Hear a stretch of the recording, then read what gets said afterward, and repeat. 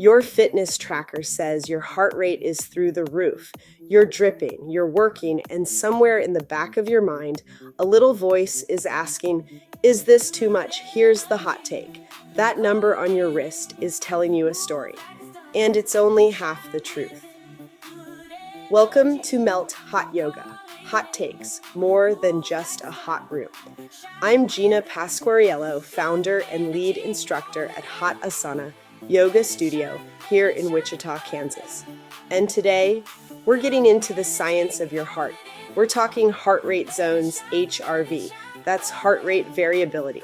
And exactly what the heat is doing to your cardiovascular system while you're sweating through a Tuesday evening class.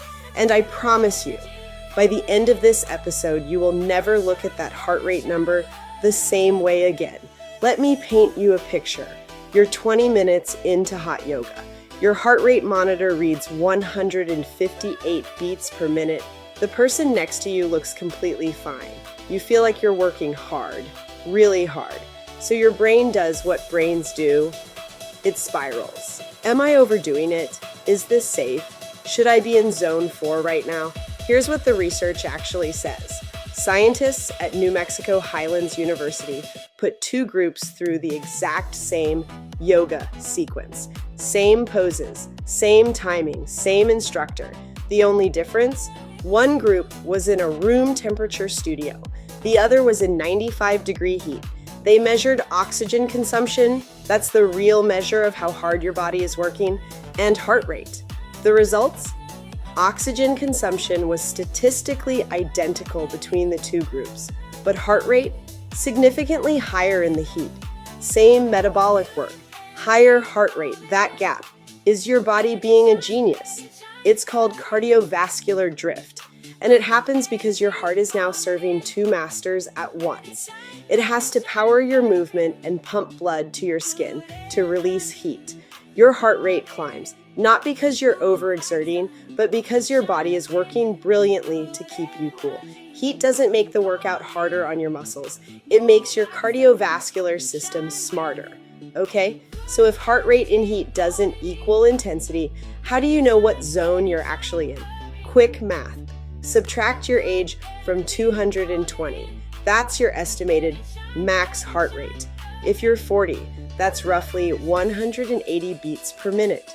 Zone 2, your aerobic sweet spot, is 60 to 70% of that. So for a 40-year-old, we're talking 108 to 126 beats per minute. Zone 2 is where the magic lives. It's where your body burns the highest absolute amount of fat per minute.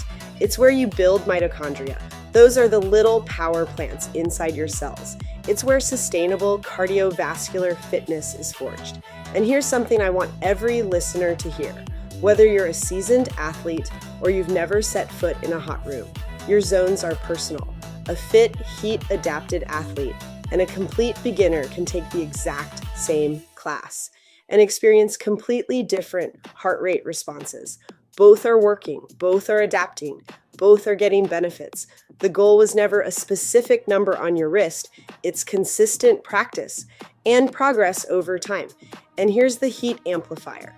Researchers found that yoga in a heated environment produced significantly lower respiratory exchange ratios compared to room temperature yoga at the same effort level. Translation, your body shifts toward burning more fat in the heat, even when you're not pushing harder. The heat itself is a fat-burning amplifier.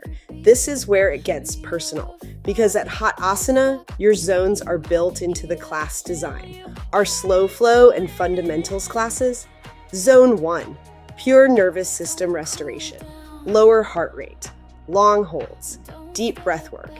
This is where you lower your resting heart rate over time, improve sleep quality, and rebuild after stress. Don't underestimate it. This is where real recovery happens. Hot Yoga, Express, and Strength 30, Zone 2 territory, aerobic base, fat metabolism, metabolic flexibility. This is your bread and butter. Hot Yoga, Fit and Inferno, Zone 2 as your foundation, with intentional Zone 3 intervals layered in. Those cardio bursts and dynamic transitions, They're not random. They're building stress tolerance, lactate clearance, and mental resilience through what scientists call hormetic adaptation, meaning the right amount of stress makes you stronger. And if you hit zone 4 occasionally, that's fine. Brief spikes, followed by recovery, are part of building capacity. The key word is recovery. Sustained zone 4 in heat without recovery. That's where problems start. Intentional zone 4 with built-in rest, that's where breakthroughs happen. Let's talk about HRV, heart rate variability. This is the gap of time between your heartbeats. And the more variable that gap, the healthier and more resilient your nervous system is. A meta-analysis of 17 randomized controlled trials found that mind-body practices like yoga produced meaningful improvements in parasympathetic markers. That's your rest and digest system, and significant reductions in perceived stress. And here's the mechanism most people miss. When you practice slow, intentional breathing, around 6 breaths per minute, you activate your vagus nerve, which directly trains your baroreflex sensitivity, which improves your HRV over time. In a hot room, you don't get to skip the breathing. The heat makes breath discipline unavoidable. Every exhale counts. Every inhale is intentional. That's not accidental. That's design. Most people walking around Wichita right now are living in chronic sympathetic overdrive. Stressed, overstimulated, under-recovered, running on cortisol. They don't need more intensity. They need adaptive capacity. And that's exactly what a consistent hot yoga practice builds. Zone 1, work, lowers your resting heart rate and improves sleep. Zone 2 work makes you a better fat burner and builds your aerobic engine. Brief zone. 3, exposure, trains you to handle stress and bounce back faster. The breath practice running underneath all of it, rewiring your nervous system from the inside out. Research shows that most heat adaptation, about 75%, happens within the first 7 to 10 days of consistent practice. By 2 weeks in, your body has fundamentally changed how it handles thermal stress, cardiovascular demand, and recovery. That's less than 3 weeks of consistent practice. So the next time your heart rate monitor spikes in class, take a breath. Your heart isn't panicking, it's adapting, it's training, it's doing exactly what it was designed to do, zone by zone, breath by breath. And if you want to go deeper on everything we covered today, every study, every stat, every source, the full science breakdown is waiting for you. Links to all the peer-reviewed research are right there in the blog post. Find it at the link in the description. If you're in Wichita and you're ready to train your heart the right way, Hot Asana has 2 locations and every class format we talked about today. New students get 2 full weeks of unlimited classes for just $25. No contracts, no pressure, just 99 degrees of intentional, science-backed, breath-led movement. Visit wichitahotyoga.com to grab your intro pass and see the full schedule. And if you want to go deeper on everything we covered today, the zones, the fuel systems, the HRV research, the full blog post is live right now at Wichita, hotyoga.com/blog.